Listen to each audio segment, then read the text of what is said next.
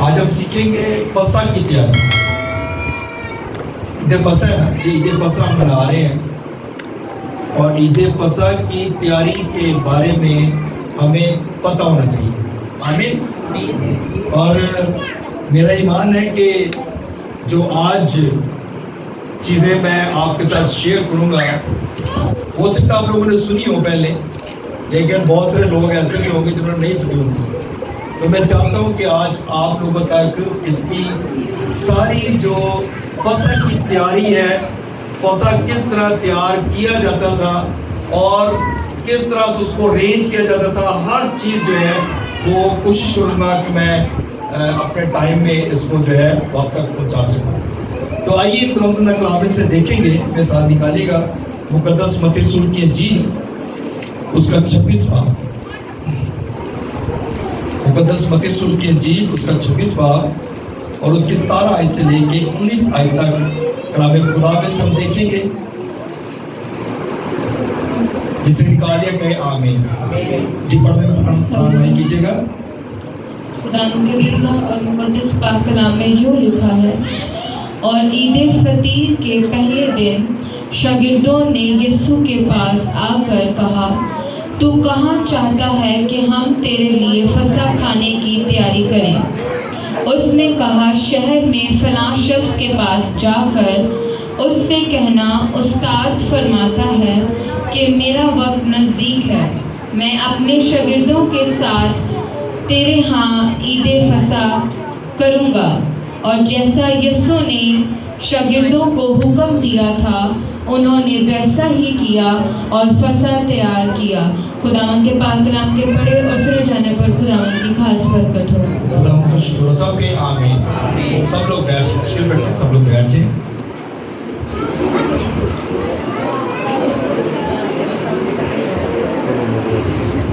ہلیلویا, ہلیلویا, آمین. ہم ایسٹر کے مختلف واقعات پر غور کر رہے ہیں.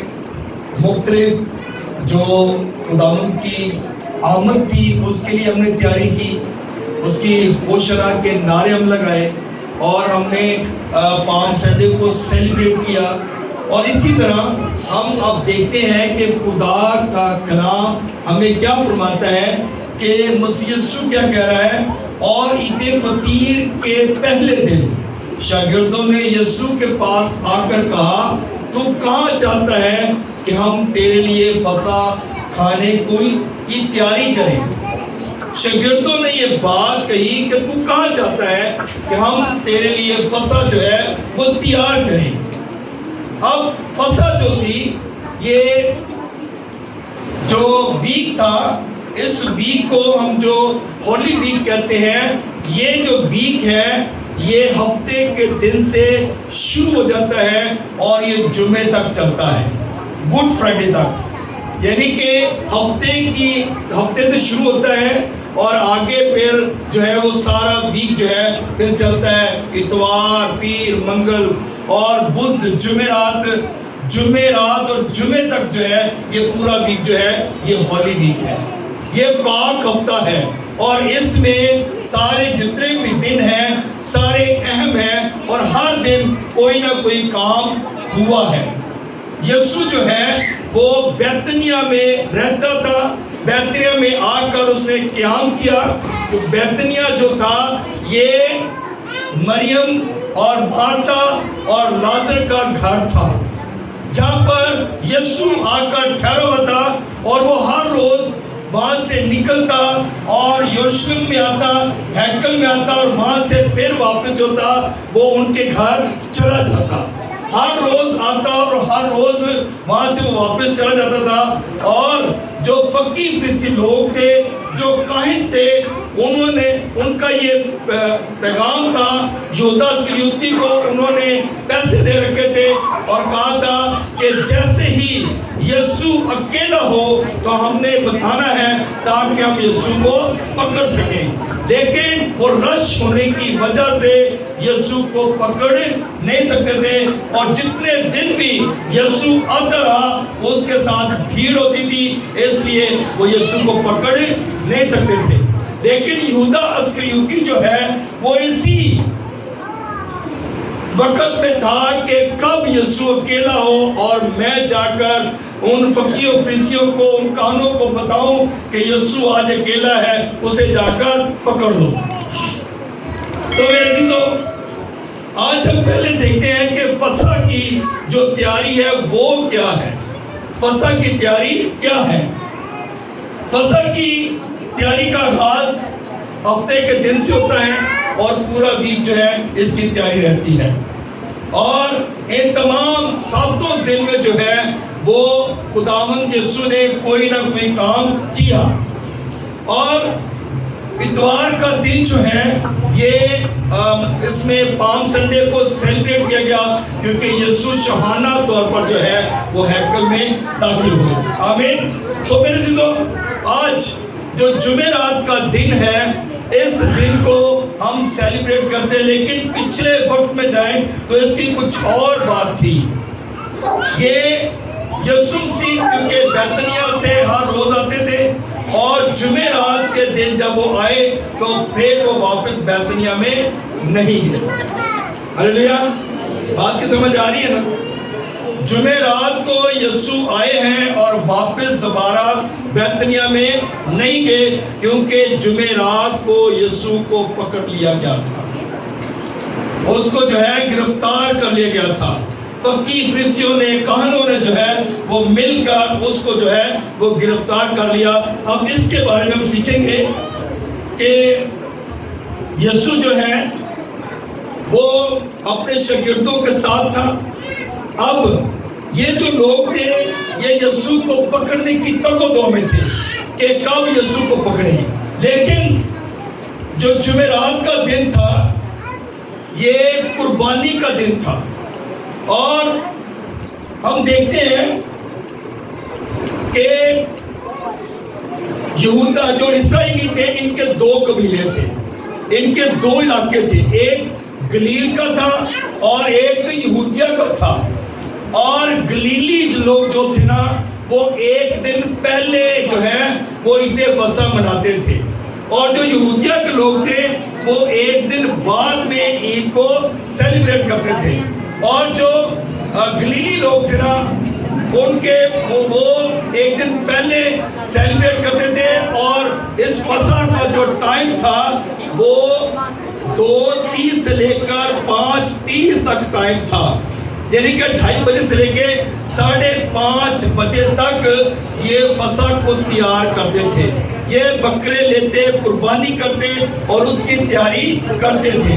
ان کے پاس 2, 2.5, 3 گھنٹے ہوتے تھے جس میں انہوں نے قربانی فصح جو ہے وہ تیار کرنی ہوتی تھی۔ اس ٹائم میں انہوں نے جو ہے اس قربانی کو تیار کرنا تھا، اور یہ قربانی کرنے کا جو طریقہ کار تھا ان کا، وہ کہانوں کے پاس لے کر آتے تھے، جو بھی بکرا ان کے پاس ہوتا تھا، کیونکہ یہ جو بکرا تھا، یہ جو برا تھا نا وہ ان کے پاس 1 سالہ ہوتا تھا، 1 سال کا، اور وہ نر ہوتا تھا تاکہ وہ جو قربانی کے لیے نر کو تیار کیا جاتا تھا۔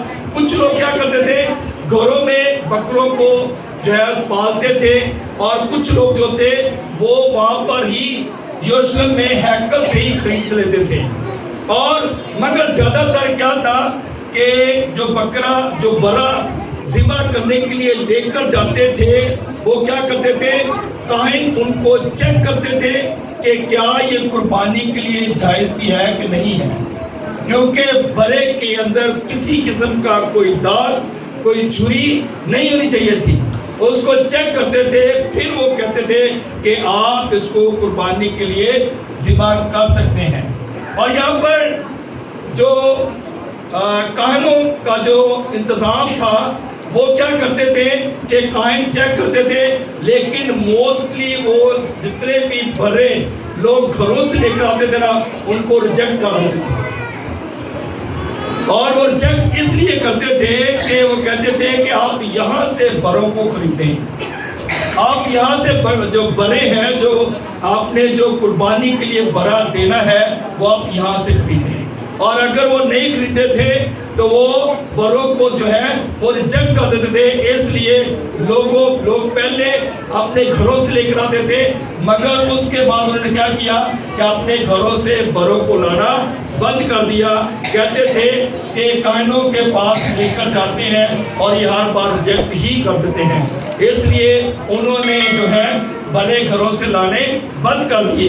اور یہ جو دکانیں تھی وہاں پر جو شرک کے اندر ہیکل کے جو باہر دکانیں لگی ہوئی تھی نا, یہ بھی ان کاہنوں کی تھی. یہ بھی دکانیں کس کی تھی؟ ان کاہنوں کی تھی جو ہیکل میں خدمت کرتے تھے, ان کی دکانیں تھی وہاں پر. اور اس لیے وہ چاہتے تھے کہ ہمارے بڑے جو ہیں وہ بکیں, ہمارے جو کبوتر ہیں وہ بکیں, ہماری جو کمریاں ہیں وہ بکیں, اور جو روپیہ پیسہ چینج کیا جاتا تھا وہ بھی ان کی دکانیں تھیں. اور وہ چاہتے تھے کہ ہماری دکانیں جو ہیں وہ چلتی رہیں. اس لیے وہ بڑوں کو بھی ریجیکٹ کر دیتے تھے تاکہ وہ بڑا جو ہے وہ وہاں سے خریدیں اور ہمیں جو ہے وہ فائدہ ہو. اب یہاں پر جو بات ہے, جب وہ بڑا خرید لیتے تھے تو پھر وہ کیا کرتے تھے, کاہنوں کے پاس لے کر آتے تھے اور پھر ان کو ذبح کیا جاتا تھا. اب اس کا طریقہ کار کیا تھا؟ اس بڑے کو ذبح کرنے کا طریقہ کیا تھا کہ ایک بڑا جو تھا وہ 10 لوگوں کے لیے ہوتا تھا.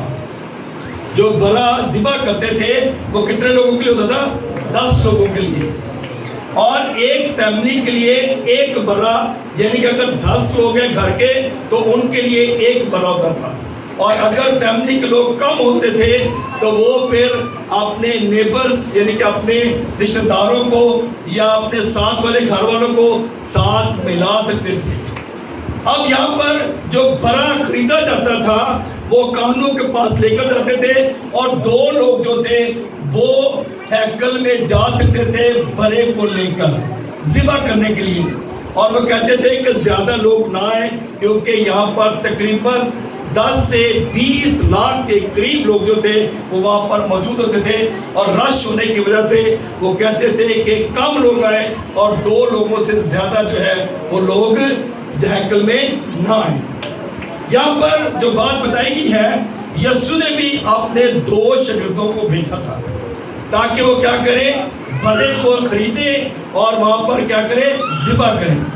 اور وہاں پر جو مذبح تھا نا جو بنایا گیا تھا, جہاں پر بڑے کا خون جو تھا وہ وہاں پر ڈالا جاتا تھا, اس بڑے کی لمبائی جو تھی وہ 15 فٹ اونچا تھا اور 28 فٹ لمبا اور 28 فٹ ہی چوڑا تھا, جس کے اندر بڑے کو ذبح کر کے اس کا خون جو تھا پہلے بڑے کو ذبح کرتے تھے. اور ذبح کرنے کا طریقہ کیا تھا کہ گھر کا جو بڑا ہوتا تھا, گھر کا جو سربراہ ہوتا تھا, وہی بڑے کو چھری پھیرتا تھا.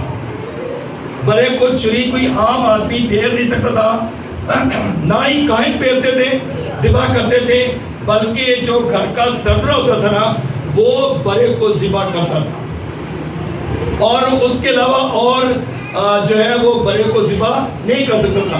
یا جو لوگ 2 گئے ہوتے تھے ان میں سے ایک بندہ جو تھا وہ بڑے کو ذبح کرتا تھا.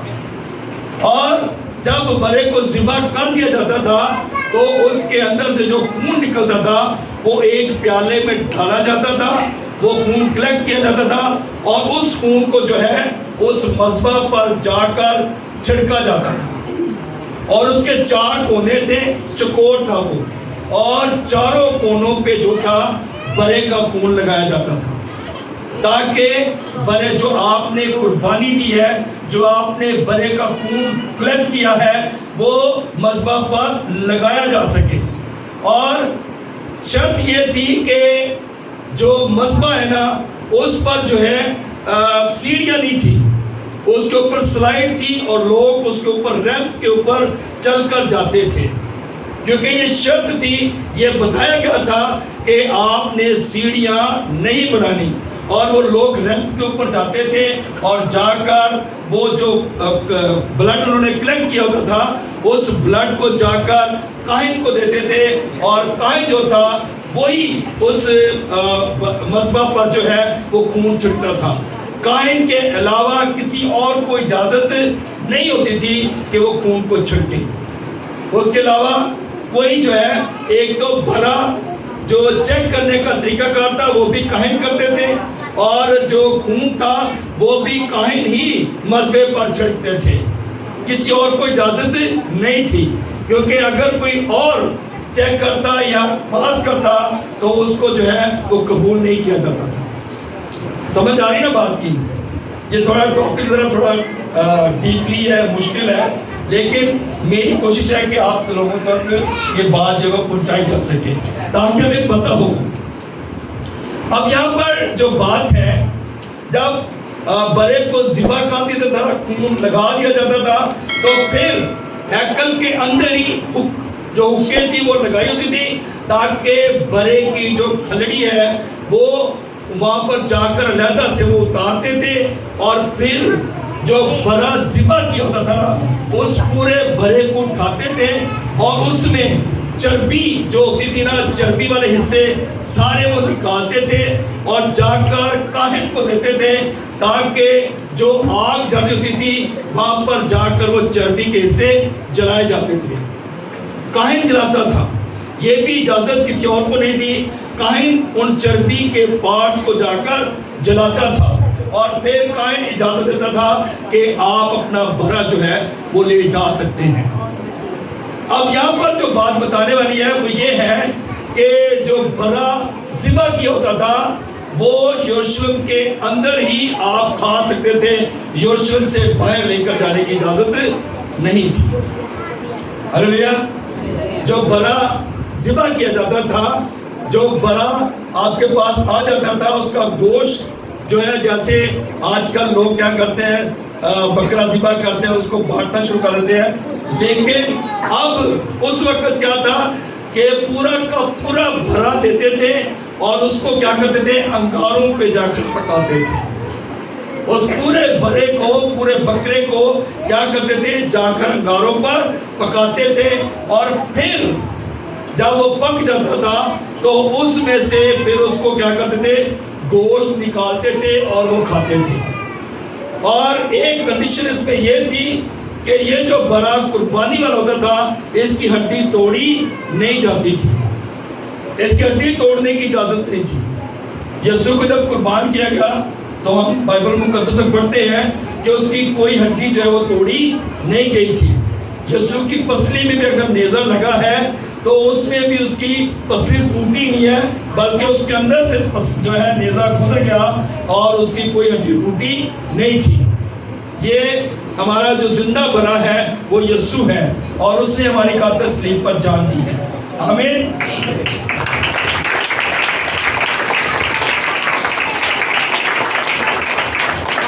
جو گلیلی لوگ تھے نا, وہ ان کے لیے کنڈیشن یہ تھی کہ آپ نے 2:30 بجے سے لے کے 5:30 بجے تک جو ہے آپ نے قربانی کر دینی ہے.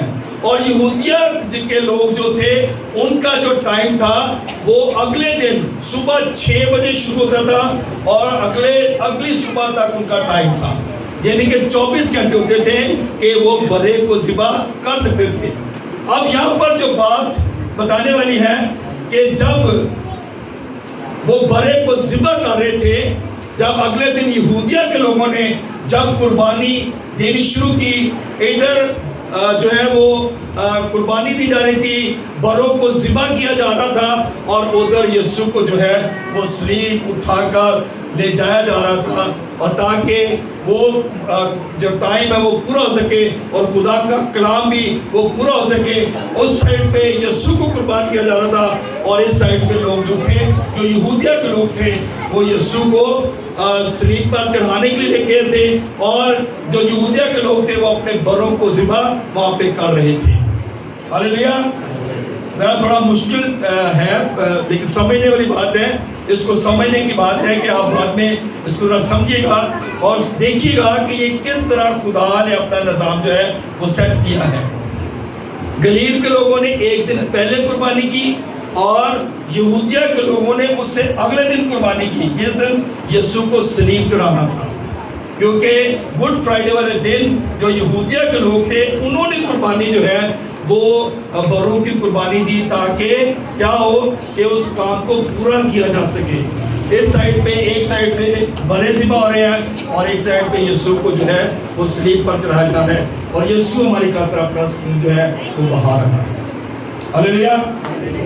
تو میرے عزیزو یہاں پر بات بتانے والی یہ ہے کہ یسوع نے جب شاگردوں کو کہا، متی کے انجیل میں دوبارہ چلتے ہیں 19 آیت پڑھتے ہیں، اس میں لکھا ہے اور جیسا یسوع نے شاگردوں کو حکم دیا تھا انہوں نے ویسا ہی کیا اور فسح تیار کیا.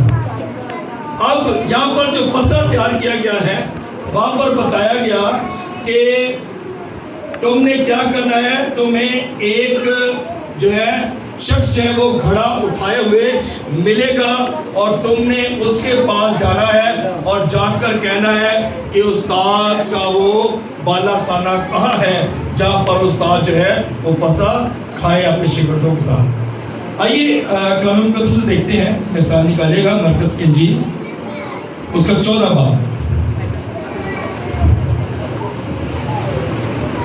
مرکز کی انجیل اس کا 14 باب اور اس کی 13 اور 14 آیت پڑھے گا.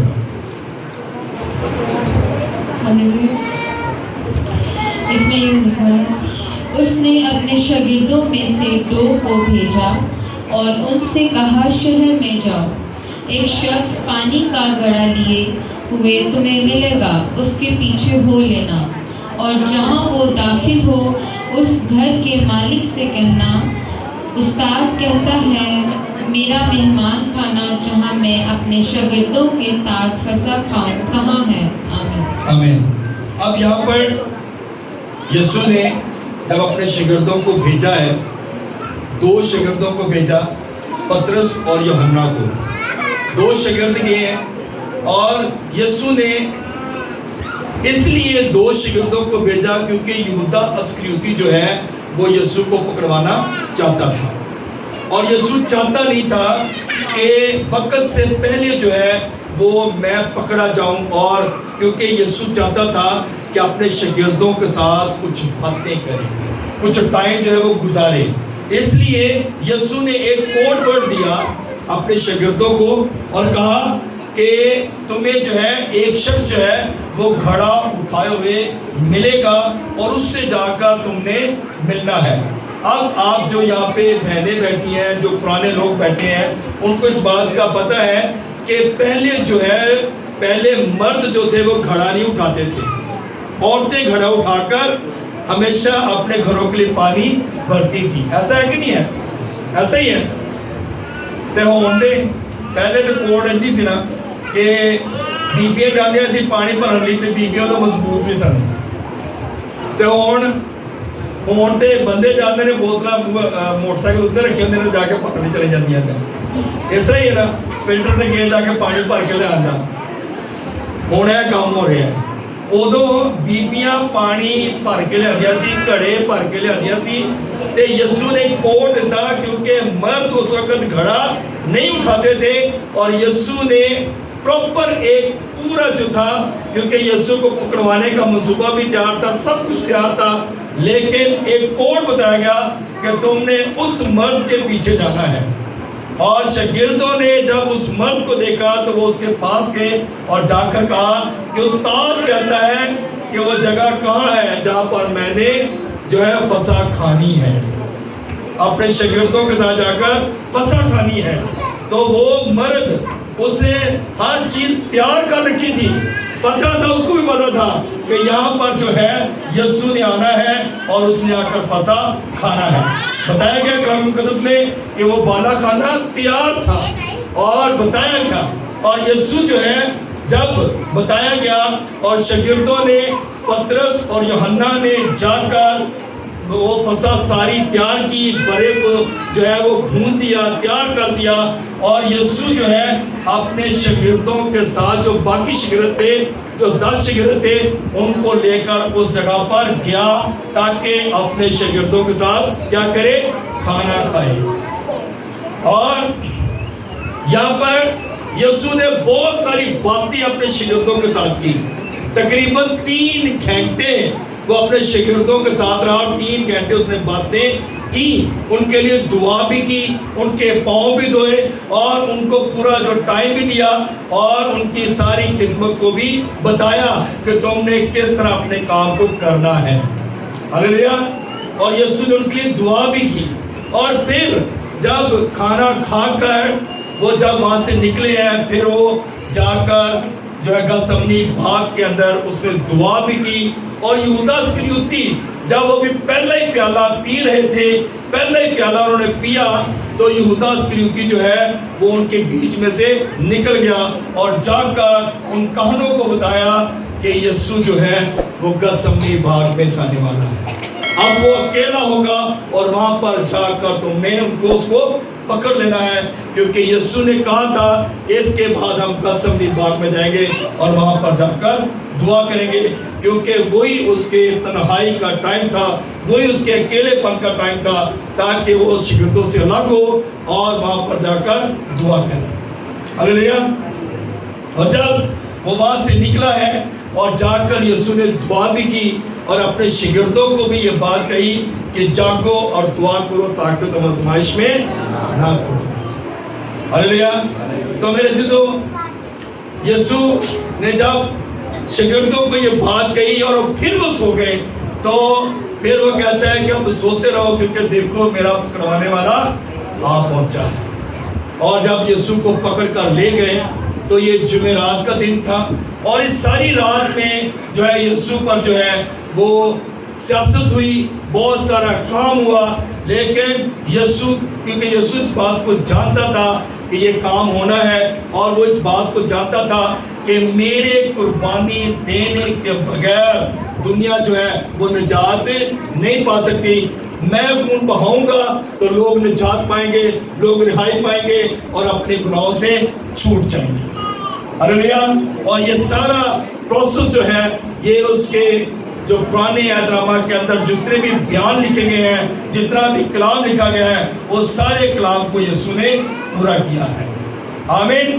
ہلیلویا۔ سو میرے عزیزو، ہم اس بات پر ایمان رکھتے ہیں کہ ہمارا خدا زندہ ہے اور وہ ہمیشہ ہمارے ساتھ ہے، وہ ہمیشہ ہماری دعاؤں کو سنتا اور ان کا جواب دیتا ہے۔ ہلیلویا۔ سو اس لیے میرے عزیزو، اب یہاں پر جو بات بتائی ہے کہ یسوع جو ہے وہ ہمارے لیے ایک کفارہ ہے، اس نے ہمارے گناہوں کو کفارہ دیا، اس نے ہمارے گناہوں کو اپنے اوپر اٹھا لیا تاکہ ہم نجات پا سکیں۔ آئیے میرے ساتھ ایک حوالہ نکالیے گا، رومیو 8 باب اور اس کے 28 آئے۔ لکھا ہے، اور ہم کو معلوم ہے کہ سب چیزیں مل کر خدا سے محبت رکھنے والوں کے لیے بھلائی پیدا کرتی ہے، یعنی ان کے لیے جو خدا کے ارادے کے موافق بلائے گئے۔ آمین۔ آمین۔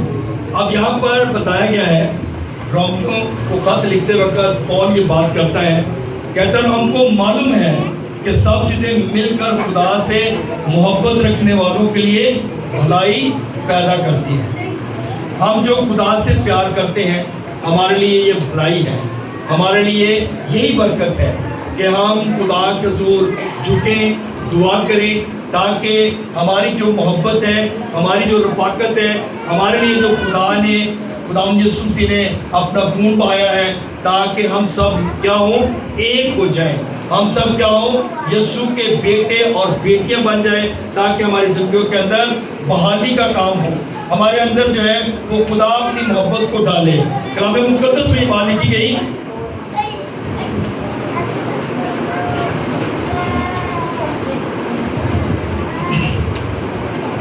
اور ہم کو معلوم ہے کہ سب چیزیں مل کر خدا سے محبت رکھنے والوں کے لیے بھلائی پیدا کرتی ہے، یعنی ان کے لیے جو خدا کے ارادہ کے موافق ہو۔ آمین۔ اور میرے عزیزو، یہ باتیں خدا نے اس لیے کہی تاکہ ہر انسان کے اندر خدا کی محبت ہو، یسوع کی محبت ہو۔